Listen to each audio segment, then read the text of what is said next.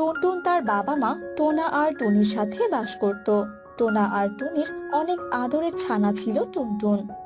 গিন্নি, আরে ও গিন্নি, কই গো গিন্নি, তোমাকে সে কখন থেকে ডেকে যাচ্ছি, কিন্তু তুমি তো কিছুতেই শুনছো না। কি হয়েছে? কি এত ডাকাডাকি করছো কিসের জন্য টোনা? বারে, তোমাকে না বলেছিলাম আজ আমার একটা বড় কাজ আছে, যেটা থেকে বেশ মোটা অঙ্কের টাকা পাবো। হ্যাঁ হ্যাঁ টোনা, মনে পড়েছে।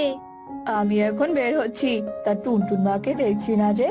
আমার সোনা মেয়েটা কোথায়, ওকে একটু ডেকে দাও।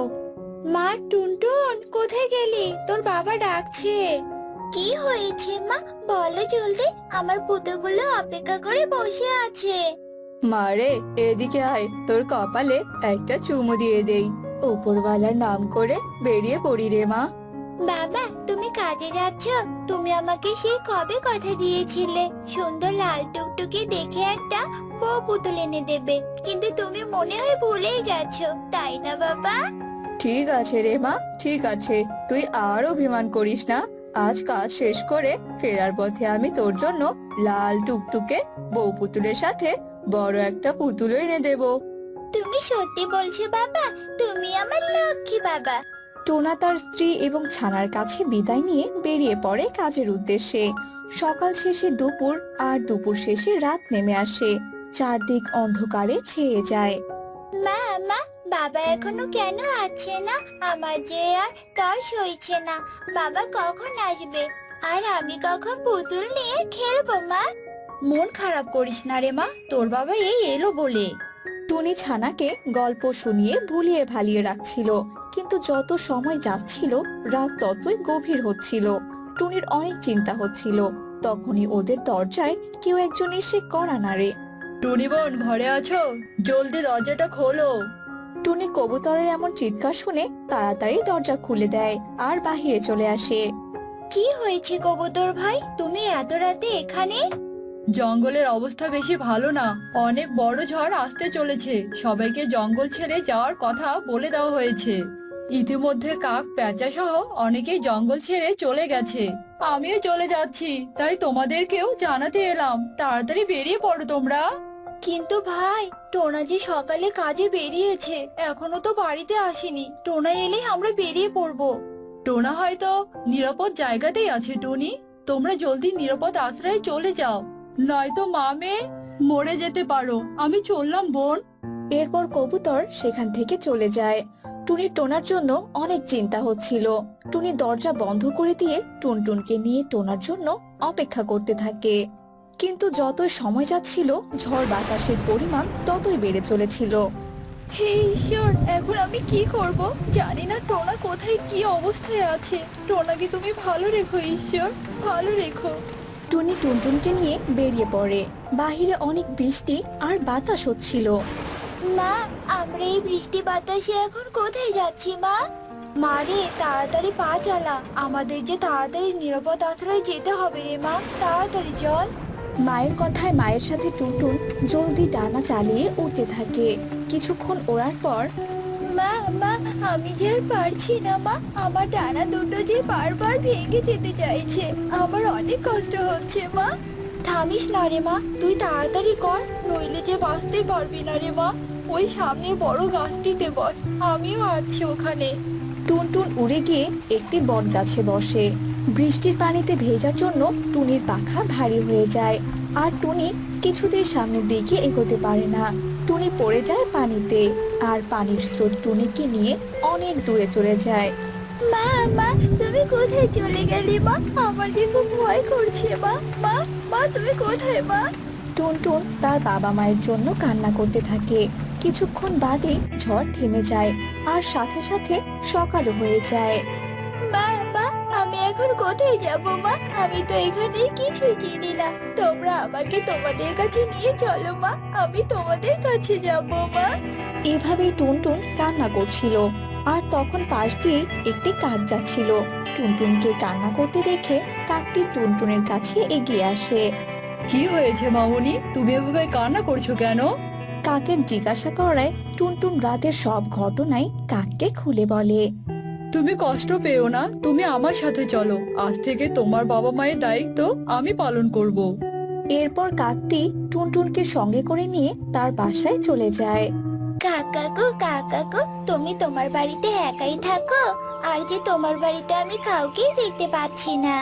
কাক তখন চোখে জল এনে কাঁদো কাঁদো হয়ে বলতে থাকে, মারে, আমার তোর মতোই ছোট্ট একটি ছানা ছিল। কাল রাতের ঝড়ে আমার ছানাটিকে কেড়ে নিয়েছে রে মা। এখন আমাকে বাবা বলে ডাকার মতো কেউ নেই রে মা। কাককে এভাবে কাঁদতে দেখে টুনটুনের মনে ভীষণ মায়া হয়। তুমি কেঁদো না কাকু, আজ থেকে আমি তোমাকে বাবা বলে ডাকবো। আমারও তো বাবা নেই, তুমি আর কেঁদো না বাবা। মারে, তুই আমার অশান্ত মনটাকে শান্ত করে দিলি। আজ থেকে তোকে নিয়ে আমি নতুন স্বপ্ন দেখবো। আজ থেকে তোকে নিয়ে আমি নতুন ভাবে বাঁচতে শিখবো রে মা। টুনটুন তার কাক বাবার সাথে বেশ আনন্দেই দিন কাটাচ্ছিল। একদিন কাক টুনটুনকে বলে, মারে, আমি ভাবছিলাম তোকে নিয়ে একটু শহরে ঘুরতে যাব। বাবা তুমি আমাকে নিয়ে শহরে ঘুরতে যাবে? জানো বাবা, আমি না এখনো শহর দেখিনি। আচ্ছা বাবা, শহর দেখতে কেমন? সেখানের ঘর বাড়িগুলো দেখতে কেমন বাবা? মারে, তোকে আর ব্যস্ত হতে হবে না। আজ শহরে গিয়েই দেখে নিস কেমন শহর দেখতে। তুই জলদি সুন্দর করে তৈরি হয়ে নে, আমি একটু পরেই আসছি। এই বলে কাক হাঁটে চলে যায়, আর টুনটুন বাড়িতে অনেক খুশি হয়েই ছিল। কিছুক্ষণ পর কাক চলে আসে। বাহ, আমার টুনটুন মাকে তো অনেক সুন্দর লাগছে। চল মা, এবার বেরিয়ে পড়ি। কাক আর টুনটুন শহরের উদ্দেশ্যে বেরিয়ে পড়ে। বেশ কিছু সময় পার হয়ে ওরা শহরে এসে পৌঁছে। শহরের দালান ঘর দেখে টুনটুন ভীষণ খুশি হয়। চল মা, তোকে নিয়ে আমার এক ভাই বাড়িতে যাই। তোকে সেখানে রেখে কিছুক্ষণ পর এসে আবার নিয়ে আসবো। তুই কিন্তু সেখানে কোনো রকম দুষ্টুমি করবি না। ঠিক আছে বাবা, তুমি কোনো চিন্তা করো না। এরপর কাকটি বিশাল এক বাড়িতে টুনটুনকে রেখে বাহিরে চলে আসে। সাহেব, দিন আমাকে আমার পাওনাটা বুঝিয়ে। এই নে তোর টাকা। কাক টাকা নিয়ে সেখান থেকে চলে যায়। টুনটুন তার কাক বাবার জন্য অপেক্ষা করতেই থাকে। অপেক্ষা করতে করতে এক সময় ঈগল আর প্যাঁচার কাছে চলে যায়। ঈগল কাকু, প্যাঁচা কাকু, আমার বাবা কোথায়? বাবা এখনো আছে না কেন? তোমার বাবা তো এখানে আর আসবে না। কেন ঈগল কাকু, বাবা আর আসবে না কেন? তোমার বাবা তো তোমাকে আমাদের কাছে টাকার জন্য বিক্রি করে গেছে। আজ থেকে তুমি আমার আর প্যাঁচার মেয়ে হয়েই বেঁচে থাকবে। আমাদের পরিচয়ে পরিচিত হবে, বুঝেছো? ঈগলের মুখে এমন কথা শুনে টুনটুনের অনেক কষ্ট হয়, আর তার নতুন ঘরে গিয়ে টুনটুন দরজা বন্ধ করে কাঁদতে থাকে। অন্যদিকে কাক টাকা নিয়ে খুশি মনে বাড়িতে গেলেও বাড়িতে গিয়ে টুনটুনকে ছাড়া আর ভালো লাগছিল না। টুনটুনের স্মৃতি কাকের বারবার মনে পড়ছিল। এটা আমি কি করলাম? মাত্র কটা টাকার জন্য ফুলের মতো সুন্দর মেয়েটাকে অন্যের কাছে বিক্রি করে দিলাম। না, আমি টুনটুনকে ফিরিয়ে আনবো। এই বলে কাক ঈগল ও প্যাঁচার কাছে গিয়ে টাকা ফেরত দেয়, আর টুনটুনকেও ফেরত চায়। আমি তো তোমাকে আগেই বলেছিলাম টুনটুনকে আর ফেরত দিতে পারবো না। কাকের কণ্ঠস্বর শুনতে পেয়ে টুনটুনও সেখানে চলে আসে, আর টুনটুনকে দেখে, মারে, তুই আমাকে ক্ষমা করে দে। আমি তোর সাথে অনেক অন্যায় করেছি। তুই আমাকে মাফ করে দে রে মা। কাক নিজের ভুল বুঝতে পেরেছে বলে টুনটুন তার কাক বাবাকে ক্ষমা করে দেয়। ঈগল বাবা, প্যাঁচা বাবা, তোমরা আমার সঙ্গেও কাক বাবাকে এখানে রেখে দাও। আমি তোমাদের সবাইকে নিয়ে একসঙ্গে থাকতে চাই। তুই যখন বলেছিস তবে তাই হবে রে মা। ঈগলের এমন কথা শুনে টুনটুন ভীষণ খুশি হয়, আর সবাইকে নিয়ে খুশি খুশি বাস করতে শুরু করে। এভাবেই টুনটুন তার চার বাবাকে নিয়ে সুখে শান্তিতে বসবাস করতে থাকে।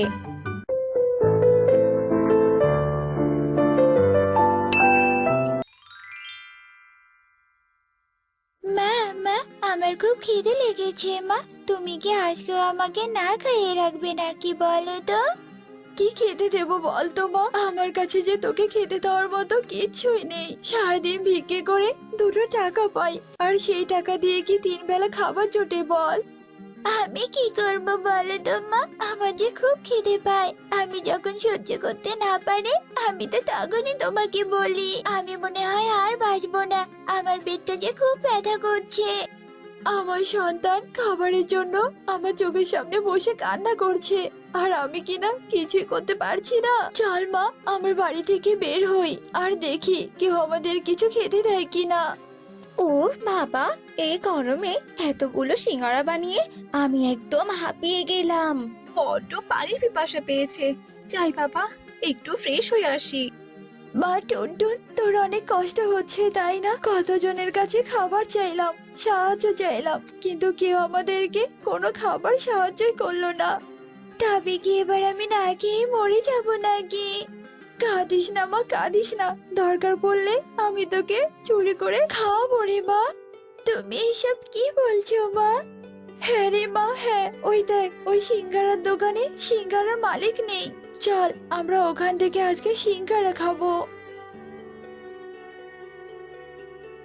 এই চোর কোথাকার, তোরা কিনা আমার দোকানে সিঙ্গারা চুরি করছিস? আজ তো আমি তোদের হাত একদম ভেঙে দেব। আগে তোর মেয়ের ভাঙবো, তারপর তোর। আমাকে মেরো না, আমাকে ভীষণ লাগছে। মা, আমাকে বাঁচাও মা, আমাকে বাঁচাও। আমার মেয়েকে আপনি মারবেন না, দয়া করুন, আপনি মারবেন না আমার মেয়েকে। চুরি করে আবার কিনা ক্ষমা চাইছিস? আগে তোকে মারবো, তারপর তোদের দুজনকে আমি পুলিশে দেব। না, দোহাই লাগে আপনার, আপনি যা বলবেন আমরা তাই করব। দয়া করে আমার মেয়েকে কষ্ট দিবেন না। টুনির এমন কথা শুনে কাকুলির মনে একটা কুবুদ্ধি আসে, আর কাকুলি টুনিকে বলে, সত্যি সত্যি তুই আমার সব কথা শুনবি? তাহলে শোন, আজ থেকে তুই সব পাখিদের বাড়ি থেকে আমার জন্য ডিম চুরি করে আনবি। আমি সেগুলো দিয়ে সিঙ্গারা বানিয়ে তা বিক্রি করব। না না, আমি এত বড় অন্যায় কিছুতেই করতে পারবো না, আপনি আমাকে ক্ষমা করে দিন। আচ্ছা আচ্ছা, ঠিক আছে, তোর যখন এতই মানবতা তাহলে ভালো, আমিও পুলিশকে ডাকছি। পুলিশ এসে তোর মেয়েকে ধরে নিয়ে যাক। না না, আমি আপনার কথাই রাজি, তবু আপনি আমার মেয়েকে মারবেন না। আজ থেকে আমি আপনাকে পাখি ডিম চুরি করে নিয়ে এসে দেব। এরপর থেকে টুনি প্রতিদিন পাখিদের বাসা থেকে ডিম চুরি করে নিয়ে এসে দিতে থাকে, আর কাকুলি সেগুলো দিয়ে সিঙ্গারা বানিয়ে বিক্রি করতে থাকে। আমার ডিম, আমার ডিম। কি হয়েছে সুখী, তুমি এভাবে চিৎকার করছো কেন? আর ডিম ডিম বলে কাঁদছো কেন? কি হয়েছে আমাদের ডিমে? আমাদের ডিম চুরি হয়ে গেছে বান্টি। দেখো, আমাদের বাসাটা ফাঁকা পড়ে আছে। আমি ঘুম থেকে উঠে দেখে আমাদের বাসা ফাঁকা, আর আমাদের ডিম কে চুরি করে নিয়ে যাবে বলো তো? সে কি কথা, আগে তো এমনটা কখনোই হয়নি। তাহলে হঠাৎ করে কে আমাদের ডিম নিয়ে যাবে? আমাদের সব স্বপ্নকে কে শেষ করে দিল বলো তো? আমাকে ক্ষমা করে দাও বান্টি দাদা, আমাকে ক্ষমা করে দাও সুখী দিদি। আমি যে আমার মেয়েকে বাঁচানোর জন্য তোমাদের স্বপ্নটাই শেষ করে দিলাম। এরপর টুনি আড়াল থেকে চলে যায়, আর এভাবেই দিন কাটতে থাকে। দিন দিন পাখিদের বাড়ি থেকে আরো বেশি ডিম চুরি হতে থাকে। কি খেলাটাই না খেলছি আমি। পাখি ডিম দিয়ে সিঙ্গারা বানানোর পর আমার সিঙ্গারার স্বাদ আরো দ্বিগুণ বেড়ে গেছে। আর পাখিরা কেমন হুমড়ি খেয়ে সিঙ্গারাগুলো কিনে নিচ্ছে। কাকুলি মাসি, ও কাকুলি মাসি, আমাকে 10টা সিঙ্গারা দাও তো। শোনো, গরম গরম সিঙ্গারা দেবে কিন্তু। সে না হয় দিলাম, কিন্তু তুই এতগুলো সিঙ্গারা দিয়ে কি করবি শুনি? এই, সবগুলো সিঙ্গারা টাকা এনেছিস তুই? হ্যাঁ গো মাসি, হ্যাঁ, আমি তো টাকা এনেছি। আর এতগুলো সিঙ্গারা আমাকে আমার মা কিনতে দিয়েছে। তোমার দোকানে সিঙ্গারা জঙ্গলের পাখিরা খুব পছন্দ করে, তাই তো মা আমাকে এতগুলো সিঙ্গারা আনতে পাঠিয়েছে। হয়েছে হয়েছে, আর এত কথা বলতে হবে না। এবার তুই সিঙ্গারা নিয়ে এখান থেকে চলে যা। এই নে সিঙ্গারা। আমার কতগুলো টাকা!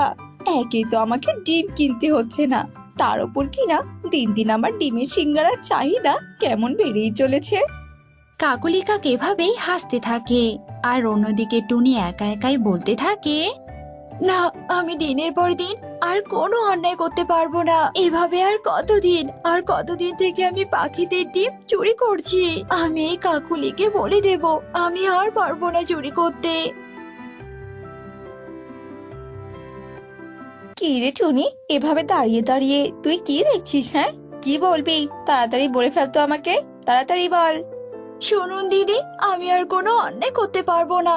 আর এভাবে আর কতদিন বলুন তো? আর কত পাখিকেই বা আমি কষ্ট দেব? বাবা, নিজের মেয়ের কথা বলছি তুই ভুলেই গেলি। শোন, যদি নিজের মেয়েকে বাঁচাতে চাস তবে চুপচাপ তুই আমার কথা শোন, নয়তো কিন্তু এর ফল তুই হাড়ে হাড়ে টের পাবি। শোন, আজ রাতে আমাকে অনেকগুলো ডিম এনে দিবি, বুঝেছিস? হে সৃষ্টিকর্তা, তুমি আমাকে ক্ষমা করে দাও, আমি যে আর পারছি না।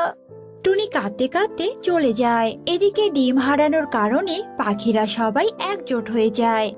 শোনো পাখিরা, এভাবে রোজ রোজ ডিম হারালে আমাদের দিন কাটবে কি করে বলে তো?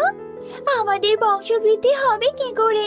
তাই এখন থেকে আমাদেরকে আরো বেশি করে সচেতন হতে হবে। ওই চোরকে তো আমাদের ধরতেই হবে। এভাবেই সব পাখিরা সচেতন হয়। এইদিকে সুখী সেদিন ডিম হারানোর পর আবারও ডিম দিয়েছিল আর ডিমে তা দিচ্ছিল। এমন সময় টুনি রাতের অন্ধকারে আসে। আমাকে ক্ষমা করে দে সুখী, আমি আজকেও তোর ডিম চুরি করব।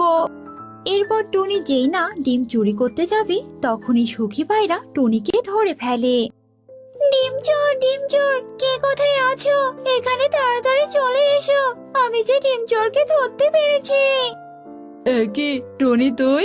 তার মানে তুই হলি ডিম চোর? ছি ছি ছি টনি, তোকে আমরা এতদিন কতই না ভালো ভাবতাম, আর তুই কি না আমাদের পিঠে ছুরি বসালি? তোমরা আমাকে ক্ষমা করো আর বিশ্বাস করো, আমি ইচ্ছে করে এমনটা করিনি, আমাকে যে বাধ্য করা হয়েছে। তোমরা আমাকে বিশ্বাস করো। কেন তোকে আমরা বিশ্বাস করব শুনি? আমি যে ইচ্ছে করে এমনটা করিনি। তোমরা শোনো তাহলে সবটা। সবটা তো শুনলে, এবার বলো এখানে আমার কি করার আছে? তুই যে সত্যি বলছিস তার প্রমাণ কি? হ্যাঁ, তোমরা কালকে সকালে কাকুলির রান্নাঘরে যাবে আর তোমরা সবটা বুঝতে পারবে। পরের দিন সকালে সব পাখিরা কাকুলির কাছে যায় আর গিয়ে দেখে কাকুলি পাখির ডিম দিয়ে সিঙ্গারা বানাচ্ছে। ও, তার মানে টনি ঠিক কথাই বলেছিল। শয়তান কাকলি, তোকে আজকেই আমরা পুলিশের হাতে তুলে দেব। কাকলি একসঙ্গে এতগুলো পাখিকে দেখে অনেক ভয় পেয়ে যায়, আর কিছুই বলতে পারে না। আর সবাই কাকলিকে পুলিশের হাতে তুলে দেয়।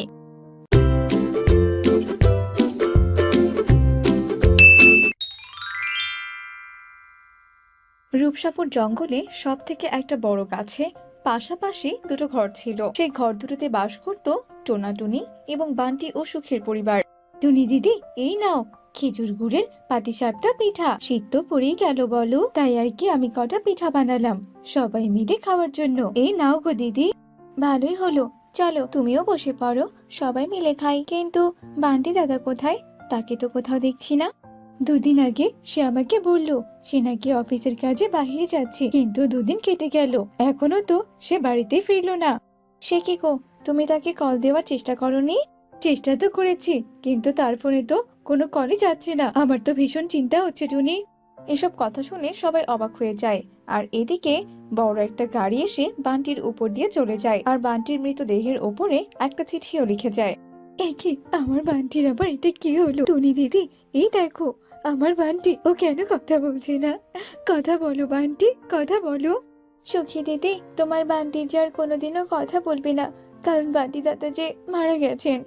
না না, এটা কিছুতেই হতে পারে না, আমাকে ছেড়ে ও কিছুতেই চলে যেতে পারে না। সখী দিদি, তুমি একদম কেঁদো না গো। কিন্তু বান্টি দাদার উপর ওটা কিসের কাগজ? আর কিছু লেখা আছে বলে মনে হচ্ছে। এরপর টুনি বান্টির মৃতদেহের ওপর থেকে কাগজটা নিয়ে পড়তে শুরু করে। তোদের বসবাসরত গাছটা আমার, আর ওই ঘরও আমার। তোরা এখান থেকে চলে যা, আমার চেলারা এসে এখানে ঘাঁটি কাটবে। যদি তোরা আমার কথার অবাধ্য হোস তবে আমি তোদের হালও বান্টির মতোই করব। এই ঘর তো আমরা বানিয়েছিলাম, তাহলে আবার এই ঘরটা অন্য কারো কি করে হলো? তাছাড়া বান্টি তো আমাকে এসব নিয়ে কোনোদিন কোনো কথা বলেনি। আমার মনে হচ্ছে কি দিদি, এর পেছনে নিশ্চয়ই কোনো রহস্য আছে, আর তাছাড়া কোনো দুষ্টু পাখির হাতও রয়েছে। আমাদেরকে ওকে খুঁজে বের করতে হবে। এবার আমি আমার বান্টিকে ছাড়া কি করে বেঁচে থাকবো টুনি দিদি? কেতো না গো, তুমি একদম কেতো না। এবার যে বান্টি দাদার সৎকার করানোর জন্য নিয়ে যেতে হবে। এরপর জঙ্গলের অন্যান্য পাখিরা এসে বান্টির দেহকে নিয়ে যায় আর তার মৃতদেহকে সৎকার করায়। এভাবেই দেখতে দেখতে কেটে যায় বেশ কিছুদিন। আর এদিকে তোরা কে কোথায় আছিস? তাড়াতাড়ি করে এইদিকে আয় তোরা। আমি যে একটা দুঃস্বপ্ন দেখেছি। কি রে, কোথায় কোথায় তোরা সবাই? কি হয়েছে গো মিনু মাসি, এভাবে ডাকছো কেন? বলো তো এবার কি হয়েছে? আমি দেখলাম আমাদের জঙ্গলে একটা কালো ছায়া নেমে এসেছে, আর সেই ছায়াটা পুরো জঙ্গলকে কেমন ওলটপালট করে দিচ্ছে, আর পাশাপাশি দুটো ঘরকে চাইছে। আমি সেই ঘর দুটোকে দিতে চাইনি, তার জন্য আমার ঘরে আগুন লাগিয়ে দিয়েছে। আর জানিস তো, এই ঘটনার সাথে সাথে আমার ঘুম ভেঙে গেছে। এসব তুমি কি বলছো কি মিনু মাসি? সেদিনও বান্টিকে হত্যা করে একটা চিঠি কে যেন দিয়ে গেছে, আর আজ কি না তোমার এসব স্বপ্ন দেখা? সত্যি কি এই দুই ঘরের জন্য কোনো বিপদ নেমে আসছে? শোন, এবার থেকে তোরা একটু সাবধানে থাকবি। আমার তো মনে হচ্ছে এসবই ওই ভুতুড়ে আত্মার কাজ। ও চাইছে পুরো জঙ্গলকে কেড়ে নিতে। এসব তুমি কি বলছো কি মিনু মাসি? কার আত্মা? আর সে কেনই বা পুরো জঙ্গল দখল করে নেবে বলো তো? না না, ওসব তেমন কিছু নয়। তোরা সবাই এবার জঙ্গলে ফিরে যা, আর সবাই একটু সাবধানে থাকিস, তাতেই হয়ে যাবে রে। না না মিনু মাসি, আমরা কোথাও যাব না। তুমি এখন আমাদেরকে আগে বলো, তুমি কার আত্মার কথা বলছিলে? আচ্ছা আচ্ছা, ঠিক আছে, তোরা যখন শুনতেই চাইছিস তবে শোন। সেই অনেক আগের কথা, তখন আমার বিয়ে হয়নি। আমি সবে মাত্র স্কুলের গণ্ডি পেরিয়েছি। আর জানিস তো, টুনি আর সুখী সেই সময়ই তোদের ওই ঘর দুটোকে বানানো হয়। কি বলছো কি? তখন এই ঘর দুটো বানানো হয় মানে? টোনার বান্টি তো বলেছে এই ঘর দুটো ওরা বানিয়েছে, আর তারপরেই তো ওরা আমাদেরকে এখানে নিয়ে এসেছে। ওরা তোদেরকে মিথ্যে বলেছিল। আসলে ঘর দুটো ছিল এক নর্তকী মুরগি পাখি। তাহলে আবার সেই পাখি নিজের ঘর কেন ছেড়ে দিয়েছে? শোন শোন, তবে কেন ছেড়ে দিয়েছে। ওই দুই ঘরের পেছনে ছিল রকি টোনার বাস। রকি টোনা ওই নর্তকীকে ভীষণ পছন্দ করতো। শোন না রে মুন্নি, তুই এই নাচ গান করা বন্ধ করে দে না রে। আমি যদি নাচ গান করা বন্ধ করে দেই, তাহলে আমি আবার টাকা কোথায় পাবো? হ্যাঁ, আর টাকা না পেলে আমি খাবো কি? তোকে তো আমি ভালোবাসি বল, আর আমি তোকে বিয়ে করে তোর ভরণ পোষণের সব দায়িত্ব নেব রে। আমি তো নাচ গান করে বেড়াই, আর তুই তো এই জঙ্গলের অনেক ভালো ছেলে, সবাইকে আমাদেরকে মেনে নেবে বল তো? কে মানলো আর কে না মানলো তাতে আমার কোনো কিছু যায় আসে না রে। তুই মানলেই হলো, বুঝতে পেরেছিস তো? না রে, তা হয় না। আমরা একটা সমাজে বাস করি, আর সমাজের প্রতি আমাদের তো একটা দায়িত্ব আছে। তোর যদি আমাকে এতই ভালো লাগে, তবে তুই মোড়লের কাছে যা, আর গিয়ে আমাদের ব্যাপারে সবটা খুলে বল। মোড়ল মশাই যদি আমাকে তোর সঙ্গে বিয়ে দিয়ে দেয়, তাহলে এই জঙ্গলের কেউই আমাদের কোনো কথা বলতে পারবে না। আচ্ছা আচ্ছা, ঠিক আছে, তুই যখন এত করে বলছিস, তবে আমি যাচ্ছি ওই মোড়লের কাছে। তবে আমি তোকে সাথে নিয়ে যাবো রে। যা হবে তা একসঙ্গেই হবে। এবারে তুই চল, চল আমার সাথে। ওরা দুজনে মিলে মোড়লের কাছে যায়, আর তাদের বিয়ের কথা মোড়লকে জানায়। আর এসব কথা শুনে মোড়ল ভীষণ রেগে যায়। কি কি রকি, তুই তো অনেক ভালো একটা ছেলে। এত ভালো একটা ছেলে হয়ে তুই কেন এই নর্তকীকে বিয়ে করতে চাস বলতো? যেখানে আমরা কেউই এই পাখিকে কোনো সম্মান দেই না। আমি যেমন রক্তে মাংসে গড়া পাখি, মনিও তো ঠিক তেমনই রক্তে মাংসে গড়া পাখি। তাহলে কেনই বা আমাদের বিয়েটা মানা যাবে না বলুন তো? তাছাড়া নাচ গান করা তো কোনো খারাপ কিছু নয়। কেউ নিজের শখ আহ্লাদ পূরণ করার জন্য নাচতেও পারে, গান গাইতেও পারে। তাই বলে তো আর আমরা তাকে ঘৃণা করতে পারি না। দেখ রকি, তুই কিন্তু আমার সঙ্গে অযথাই তর্কে জড়াচ্ছিস। আর একটা কথা তুই কান খুলে শুনে রাখ, আমি তোদের বিয়েটা কখনোই মেনে নিতে পারবো না। তবে আপনিও কান খুলে শুনে রাখুন মোড়ল মশাই, আমি মুন্নিকে বিয়ে করব, আর এটাই হচ্ছে নিশ্চিত। চল মুন্নি চল, এইখানে আর এক মুহূর্ত নয়। জানিস তো, তারপর ওরা ওদের ঘরে ফিরে যায়, আর ঘরে ফিরে গিয়ে দেখে কে কি, আপনারা এখানে কি করছেন? আমরা সবাই তোদের ভালোবাসার ইতি ঘটাতে এসেছি। এইভাবে বিনা অপরাধে তোরা কিনা আমাদেরকে মারলি, আমরা আবারও ফিরে আসব, আর তখন তোদেরকেও ধ্বংস করব। এই শেষ কথাটুকু বলেই ওরা দুজনেই মারা যায়। আহারে, অনেক কষ্টদায়ক ঘটনা। কিন্তু মাসি, এইসবের সঙ্গে বান্টির কি সম্পর্ক? বান্টি তো ওদের বিষয়ে সবটা জানতে পেরেছিল, আর নিজের দাস বানাতে চেয়েছিল। এইদিকে আত্মারা তো এই জঙ্গলের ধ্বংসলীলা চালাতে চাচ্ছে, আর তার জন্য প্রয়োজন ওদের ওই দুই ঘর। কিন্তু ওদেরকে যদি ঘরটা দিয়ে দেওয়া হয়, তবে তো আমাদের মৃত্যু নিশ্চিত। বলছি কি মাসি, ওদের আটকানোর কি কোনো উপায় নেই? একটাই উপায় আছে, আর তা হলো ওই দুই ঘরকে পুড়িয়ে ছাই করে দেওয়া। মিনুর কথা শেষ হতে না হতে হঠাৎ করে চারদিকে অন্ধকার নেমে আসে। তারই মধ্যে দুটো আত্মা এসে প্রকট হয়। তোদের যে আবার এত বড় সাহস, তোরা কিনা আমাদেরকে ধ্বংস করার কথা ভাবছিস? আজ তো তোদেরকে চিবিয়ে চিবিয়ে খাবো। রকি, তুমি যাও যাও, সব কটাকে ধরে ফেলো। না না, আমাদেরকে ছেড়ে দাও। আমাদের তো কোনো দোষ নেই বলো। আত্মা দুটো কারো কোনো কথা না শুনে পাখিদেরকে ধরে আর ছিঁড়ে ছিঁড়ে খেতে থাকে। এদিকে দ্রুত গিয়ে একটা মশাল হাতে নিয়ে তাতে করে আগুন লাগিয়ে সেই দুই ঘরের কাছে যায়। এরপর টুনি সেই দুই ঘরে আগুন লাগিয়ে দেয়। সাথে সাথে দুই ঘর আগুনে পুড়ে যায়। এরপর সাথে সাথে সেই দুই আত্মা অদৃশ্য হয়ে যায় আর পুরো জঙ্গল আত্মার হাত থেকে বেঁচে যায়। আর জঙ্গলবাসী আবারও সুখে শান্তিতে আগের মধ্যে বসবাস করতে থাকে।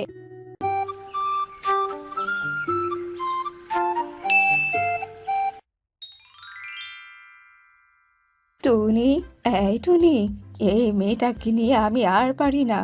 কোথায় গিয়েছে বসে আছে কে জানে। আজ শুধু আসুক, আসুক বাড়িতে। আমি ওর ডানা কেটে ওকে ঘরে বন্দি করে রাখবো। কে গো টুনির মা, এত চিৎকার চেঁচামেচি কেন করছো? কি হয়েছে? বলি ভর দুপুর বেলায় তো তোমার চিৎকারে আর বাড়িতেই থাকা যায় না। আর বলো না গো, মেয়েটাকে আমি কোথাও খুঁজে পাচ্ছি না। কাজের বেলা আমি চিৎকার করে করে মরবো, অথচ আমার মেয়েটাকে কোথাও খুঁজে পাবো না। আর অসময় ঠিকই বাড়িতে থাকবে জানো। গিয়ে দেখো, হয়তো কোনো খালে বিলে পদ্ম তুলছে, আর নয়তো কারো পেয়ারা গাছে বসে পেয়ারা চুরি করে খাচ্ছে।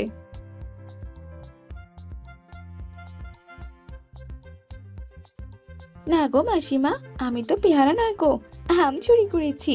খাবে তুমি একটা? খাও খাও, খেয়ে দেখো না দুটো, ভারী মজার আম। তোরও সব চুরি করা আম খেয়ে আমি আমার পাপের বোঝা বাড়াতে চাই না। আমি বরং এখন যাই।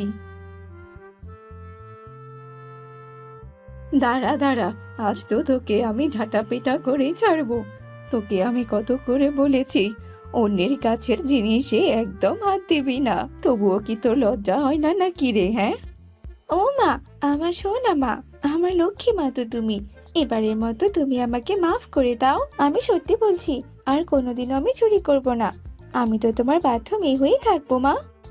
আচ্ছা ঠিক আছে ঠিক আছে, এইবারের মতো আমি তোকে ক্ষমা করলাম, কিন্তু এর পরের বার যদি এরকম করিস তবে সেদিন আমি তোকে শ্বশুর বাড়িতে পাঠিয়ে দেব, এই আমি বলে দিলাম। হয়েছে হয়েছে, আমাকে আর অত ভয় দেখাতে হবে না। এবার নাও তো নাও, আমার জন্য খাবার তৈরি করো। সেই সকালবেলা একটু খেয়েছিলাম কি না খেয়েছিলাম, এখন তো ক্ষুধায় আমার পেটটা একদম চোচো করছে মা। মেনু টুনির জন্য খাবার বাড়তে চায়। এদিকে টুনি বাহিরে আনমনে জানালা দিয়ে কিছু একটা দেখছিল।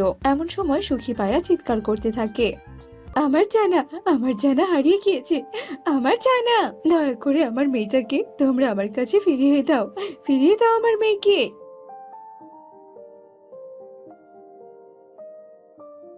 সুখী দিদি, তুমি কোনো চিন্তা করো না, আমি তোমার মেয়েকে খুঁজে এনে দিচ্ছি গো।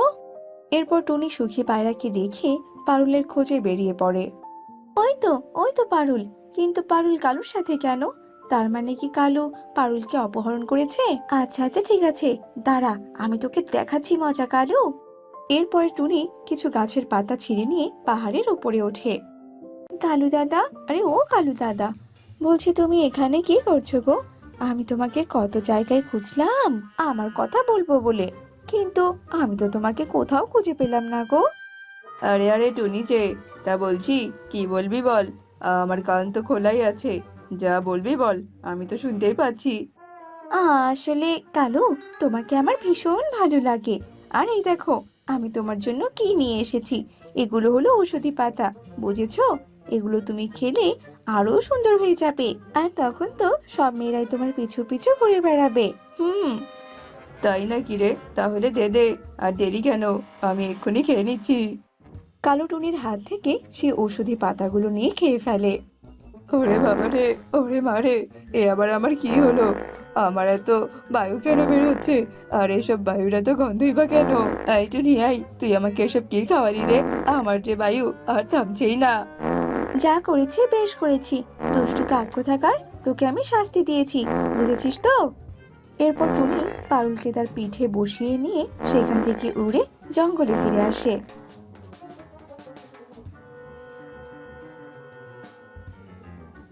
আর পারুলকে সুখী পায়রার হাতে তুলে দেয়। দেখতে দেখতে কেটে যায় বেশ কিছুদিন। আর হঠাৎই একদিন মুষলধারে বৃষ্টি পড়তে থাকে। এই বৃষ্টিতে তো অনেক মাছ ধরা যাবে। আমি বরং মাকে কোনো কিছু না জানিয়ে মাছ ধরতে চলে যাই। আমি ফিরে এলে না হয় মা আমাকে কটা কথাই শোনাবে, তাতে আমার কিচ্ছু আসে যায় না। এরপর টুনি জাল নিয়ে নৌকায় করে মাছ ধরতে যায়। আর তখনই হঠাৎ করে দমকা হাওয়া বইতে থাকে। টুনির নৌকাটা দমকা হাওয়াতে এপাশ ওপাশ করতে থাকে। হতে হতে এক পর্যায়ে টুনির নৌকাটা জলে ডুবে যায়, আর টুনিও জলে ডুবে অজ্ঞান হয়ে যায়।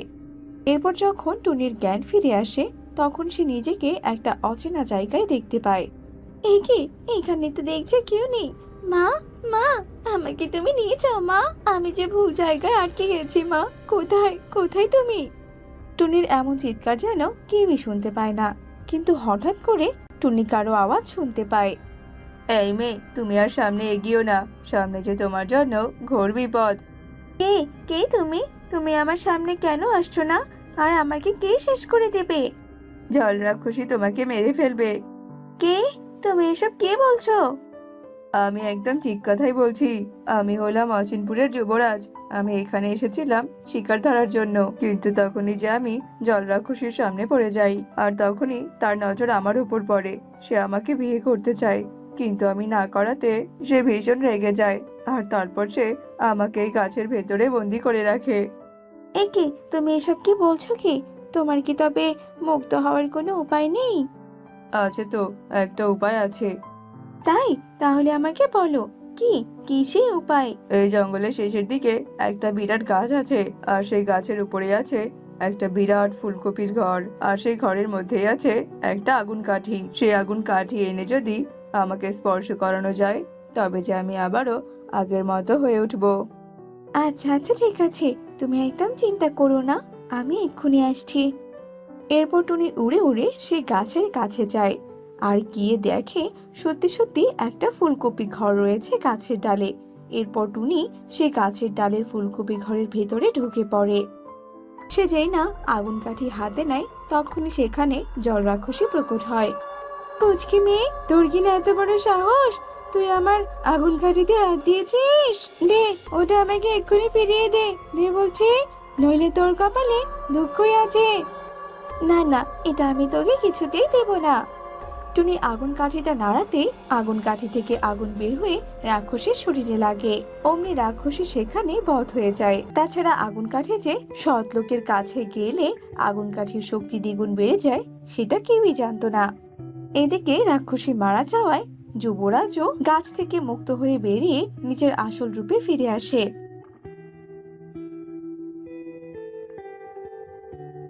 তোমাকে যে অনেক ধন্যবাদ। চলো, তোমাকে আমি বাড়িতে পৌঁছে দেই। আচ্ছা আচ্ছা, ঠিক আছে রাজকুমার, ঠিক আছে, চলো। এরপর তারা দুজনে নিজেদের জায়গায় ফিরে যায়।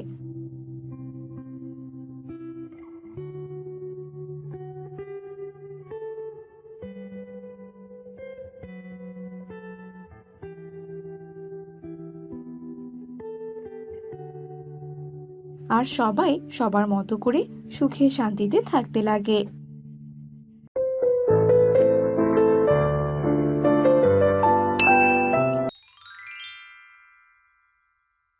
আজ বনি একটা শুকনো খড়িও নেই, কি খড়ি নেব আমি, আর কি করে বা বাড়িতে গিয়ে রান্না বসাবো? নিশ্চয়ই কাকুনি আমার আগে এসে সব শুকনো খড়ি নিয়ে গেছে। ও জ্বালায় আমি বনি ঠিকঠাক ভাবে খড়ি কুড়াতেও পারি না। এই ছাগল, ছাড় আমার পাতা, ছাড়, আমার যে খুব লাগছে। আমার পাতা ছিঁড়ে খাওয়া বন্ধ কর তুই। দূর হ, দূর হ, বাঁচাও, আমাকে কেউ বাঁচাও। এই ছাগল যে আমাকে খেয়ে ফেললো, বাঁচাও, আমাকে কেউ বাঁচাও। আরে আরে, কে যেন চিৎকার করছে, ওই যে ওই ঝোপের আড়াল থেকেই আছে, কেউ যেন সাহায্য চাইছে। যাই তো দেখি তো, ঝোপের ভেতরে কি আছে, আর কে বা বিপদে পড়েছে। এই কথা বলে টুনি ঝোপের আড়ালে যায়, আর গিয়ে দেখে একটা ছাগল কলা গাছের চারা খাচ্ছে। এই ছাগল, যা যা, দূর হ, এই কলা গাছকে ছেড়ে দে, সর সর, যা যা, হিস হিস। আহ, তুমি আমাকে বাঁচালে গো, তুমি যদি ঠিক সময় এখানে না আসতে তবে ওই শয়তান ছাগল আমাকে যে একদম খেয়ে ফেলতো জানো। বড্ড উপকার করলে তুমি আমার। তোমার উপকার তো করলাম, কিন্তু এ কেমন কলা গাছের চারা তুমি, যে কিনা এভাবে কথা বলতে পারো? তোমাকে বাঁচিয়ে আবার কোনো ভুল করলাম না তো? তুমি কোনো ডাইনির কলা গাছ চারা নাও তো? না গো, আমি কোনো ডাইনির কলা গাছের চারা নই, কিন্তু আমি এক জাদুই কলা গাছের চারা। এক বুড়ি আমাকে এখানে রোপণ করে কোথায় যে চলে গেছে, সে আর আসেনি আমার কাছে। বুড়ি তো আসে না, কিন্তু একটার পর একটা বিপদ আসতেই থাকে। এই বনে থাকলে যে আমি মরে যাব। আহা, তুমি তো বড্ড অসহায় কলা গাছের চারা। আচ্ছা শোনো, তুমি যদি রাজি হও তাহলে আমি তোমাকে আমার বাড়িতে নিয়ে যেতে পারি। আমার বাড়িতে তোমার কোনো বিপদ হবে না, আমি তোমার পরিচর্যা করব। তুমি যাবে যাবে আমার বাড়িতে? সত্যি এই জঙ্গল থেকে উঠিয়ে নিয়ে যাবে তোমার বাড়িতে? আমি যাব, তাহলে নিয়ে যাও আমাকে তোমার সাথে। আমাকে রোপণ করো নিয়ে গিয়ে তোমার বাড়ির আঙ্গিনায়। এরপর টুনি কলা গাছ চারার কথা শুনে কলা গাছের চারাকে সেখান থেকে তুলে নিয়ে তার বাড়িতে চলে যায় আর বাড়ির আঙ্গিনায় রোপণ করে। আর এভাবে সে দিনটি কেটে যায় আর বনের মধ্যে রাত নেমে আসে। পরের দিন সকালবেলা, এমা, এটা আমি কি দেখছি? কলা গাছের চারা কিনা এক রাতেই বড় হয়ে গেছে, আবার সেই গাছে সোনার কলাও ধরেছে। হায় হায়, এটা কি করে সম্ভব? আমি তো আমার চোখকে বিশ্বাসই করতে পারছি না। টুনি, এত অবাক হওয়ার তো কিচ্ছু নেই। আর আমি তো তোমাকে আগেই বলেছিলাম আমি এক জাদুই কলা গাছ। আমি চাইলে বড় হতে পারবো আর চাইলে সোনার কলা ধরাতে পারবো। শোনো টুনি, তুমি আমাকে বিপদ থেকে রক্ষা করেছো, আর তারই উপহার আমার সোনার কলা। তুমি এই সোনার কলা বাজারে বিক্রি করে তোমার অভাব দূর করো। তুমি তোমার সোনার কলা দিয়ে আমাকে বিপদ থেকে রক্ষা করবে? সত্যি তুমি অনেক ভালো কলা গাছ। কলা গাছ আর টুনি যখন এভাবে কথা বলছিল, ঠিক সেই সময় কাকলিকা সেখানে আসে। হ্যাঁ রে টুনি, তোর কাছে কি চিনি ধার হবে রে? আমার ঘরে না চিনি শেষ হয়ে গেছে। আরে আরে টুনি, এ আমি কি দেখছি? তোর বাড়িতে কি না কলা গাছে ধরা সোনার কলা? এই কলা গাছ তুই কোথায় পেয়েছিস রে? বল না, আমাকে বল। ও কাকুলি, তুই কলা গাছের কথা বলছিস? আরে শোন, বলছি তোকে সব ঘটনা। এই কথা বলে টুনি সরল মনে কাকলিকে জাদুই কলা গাছের ব্যাপারে সবটা খুলে বলে। সব শুনে কাকলির মনে লোভ জন্মে আর কাকলি কাক টুনিকে বলে, শোন টুনি, তোকে আমি অনেক টাকা দেব।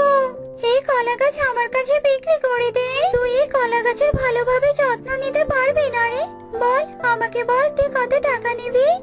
খবরদার টুনি, তুমি আমাকে বিক্রি করে দিও না। আমি এই কাকুলির চোখে স্পষ্ট লোভ দেখতে পাচ্ছি। তুমি তোমার ভাগ্য অন্য কারো হাতে তুলে দিও না। তাড়িয়ে দাও কাকুলিকে। আমার কলা গাছ আমাকে নিষেধ করে দিয়েছে। আমার কলা গাছ আমি তোকে দেব না। যা তো বাবু, যা, চলে যা এখান থেকে। টুনির এসব কথা শুনে কাকুলি কিছু না বলে সেখান থেকে চলে আসে আর পথের মধ্যে নিজে নিজে বলতে থাকে, ওই টুনির কাছ থেকে যে করেই হোক ওই জাদুই কলা গাছে আমাকে নিতেই হবে। কিন্তু কি উপায় বের করব আমি? ওই জাদুই কলা গাছ না পেলে যে বড়লোক হওয়ার সুযোগ আমার হাতছাড়া হয়ে যাবে। কাকলি একা একা যখন এসব কথা বলছিল, ঠিক তখনই একটা তান্ত্রিক কাকলির সামনে আসে। মারে, আমি এক বুড়ো তান্ত্রিক, আমাকে কিছু টাকা দিবি রে? আমি কিছু কিনে খাবো, খিদের জ্বালায় যে বড্ড কষ্ট পাচ্ছি। তুমি আমার কাছে টাকা চাচ্ছ? ঠিক আছে, আমি তোমাকে টাকা দেব। তার আগে আমাকে একটা উপকার করে দিতে হবে গো। এক জাদুই কলা গাছকে বসে আনার জন্য কোনো ওষুধ দিতে হবে। ঠিক আছে, আমি তোকে ঔষধ দেব, তবে এই ওষুধ শুধু 3 ঘন্টা কার্যকর থাকবে। তারপরে সেই জাদুই কলা গাছে বশ কেটে যাবে। এই নে তরলে শিশি। এই কথা বলে তান্ত্রিক কাকলিকে তরলে শিশি দেয় আর তার বিনিময়ে কাকলি তান্ত্রিককে 2টো পয়সা দেয়। তারপর বনের মধ্যে রাত নেমে আসে। কাকলি তরলে শিশি হাতে কলা গাছের সামনে যায়। একে কাকলি, রাতের আধারে তুই এসেছিস আমার কাছে? কি চাস বল? তোর মতলব তো ভালো নয়। তুই চলে যা বলছি এখান থেকে। চলে তো যাবই, সাথে তোকেও নিয়ে যাব। এই কথা বলে কাকলি সেই কলা গাছে তরল ছিটিয়ে দেয় আর সাথে সাথে কলা গাছটি নেতিয়ে পড়ে। সেই সুযোগে কাকলি কলা গাছটিকে তুলে নিয়ে কাকলির বাড়িতে নিয়ে যায়। এই কলা গাছ এখন কোথায় রোপণ করি? বাড়ির আঙ্গিনায় রোপণ করলে তো টুনি দেখে ফেলবে। পেয়েছি পেয়েছি বুদ্ধি। এই কলা গাছ আমি আমার ঘরের মধ্যে রোপণ করব। তারপর এই কলা গাছের বয়স কেটে গেলেও আমার আর কোনো ভয় নেই। এই কথা বলে কাকলি কলা গাছটি ঘরের মধ্যে রোপণ করে। পরের দিন সকালবেলা হে কি, আমার কলা গাছ কোথায়? আর কে দিয়ে গেল আমার কলা গাছ? কাল কাকুলি আমার কলা গাছের ওপর লোভ দিয়েছিল, নিশ্চয় ওই কাকুলি আমার কলা গাছটা নিয়ে গেছে। যাই তো, কাকুলি দিদির বাড়িতে যাই আর আমার কলা গাছের ব্যাপারে জেনে আসি। কাকুলি দিদি, তুমি কি আমার কলা গাছটা নিয়ে এসেছো গো? আসলে আমার আঙিনায় কলা গাছটা নেই গো। কাল তো আমাকে তুই কলা গাছ দিসনি, তাহলে এখন আমি তোর কলা গাছ কোথায় পাবো বল? এই টুনি, এই তুই আবার আকার ইঙ্গিতে আমাকে চোর প্রমাণ করতে চাইছিস নাকি? হ্যাঁ, আমি তোমাকে কখন চোর বললাম বলো? তুমি তো সেটা নিজে নিজেই ভেবে নিচ্ছ গো কাকুলি দিদি। ওরে, তোরা কি কোথায় আছিস? এই টুনি আমাকে চোর বলছে, টুনি আমাকে অপমান করছে। এই, তোরা দেখে যা, টুনি কত বড় সাহস। কাকলির চিৎকার শুনে বনের অনেক পাখি কাকলির বাড়িতে এসে ভিড় জমায়। এই টুনি, তোর এত বড় সাহস! তুই কি না কাকলির বাড়িতে এসে কাকলিকে চোর বলছিস? তাও আবার তোর কাছে কোনো প্রমাণ নেই। এই টুনিকে ধরে তোমরা মারো, এই টুনিকে একটা চরম শাস্তি দাও তোমরা। আমাকে কি না ও চোর বলে? আমি তো তোমাকে চোর বলিনি। শোনো, আমার কথা শোনো সবাই। টুনির কোনো কথাই কেউ কানে তোলে না। টুনিকে যখন মারতে সবাই এগিয়ে আসে, এদিকে কলা গাছের বয়স কেটে যায় আর কলা গাছ নিজেকে একটা ঘরের মধ্যে বন্দি অবস্থায় দেখতে পায়। এই কি, আমি এখানে ঘরের মধ্যে বন্দি কেন? এখানে আমাকে কে নিয়ে এসেছে? হ্যাঁ হ্যাঁ, আমার মনে পড়েছে, কাকুনি আমার শরীরে কি যেন তরল ছুঁড়ে মেরেছিল। তার মানে ওই তরলে কিছু একটা ছিল, যার কারণে আমি বশীভূত হয়ে গিয়েছিলাম। আর সেই সুযোগে শয়তান কাকুলি আমাকে তুলে এনে ঘরে রেখেছে। দাঁড়া, আজ আমি ওর ঘর ফেটে বের হব। এই কথা বলে কলা গাছ কাকলির ঘর ফেটে বের হয় আর সবাই সেই কলা গাছটাকে দেখতে পায়। আরে আরে, কাকুলির ঘর ফেটে কিনা কলা গাছ বের হলো, এ কেমন আজব ব্যাপার! ওই তো আমার জাদুই কলা গাছ। তার মানে কাকুলি, তুই আমার কলা গাছ চুরি করেছিস আর তুই আমাকে অপবাদ দিচ্ছিস। টনি, ওই কাকুলি আমাকে চুরি করে এনেছে আর একটা বশ করে বশীভূত করেছিল আর কিছু তরল ছিটিয়ে আমাকে বশ করেছিল। মিথ্যে কথা, সব মিথ্যে কথা, আমি কিচ্ছু করিনি। তুই যদি কিছু না করিস তাহলে আমার ঘর ফেটে কলা গাছ বের হলো কি করে? বনের পাখিরা দেখলে তো কে দোষী? ছি ছি কাকুলি, তুই এত খারাপ! এই, তোরা সবাই মার, কাকুলিকে ধরে মার। আমাকে মেরো না, আমাকে মেরো না গো। আমি আর কখনো এমন অন্যায় করবো না। আমাকে ছেড়ে দাও, ছেড়ে দাও আমাকে। কিন্তু বনবাসীরা কাকলির কোনো কথাই শোনে না, কাকলিকে মারতেই থাকে আর এভাবেই কাকলি তার শাস্তি পায়। আর টুনি কাকলির ঘর থেকে কলা গাছ তুলে তার বাড়িতে নিয়ে যায়। তারপর সেই কলা গাছে সোনার কলা বিক্রি করে টুনি সুখেই দিন কাটাতে থাকে।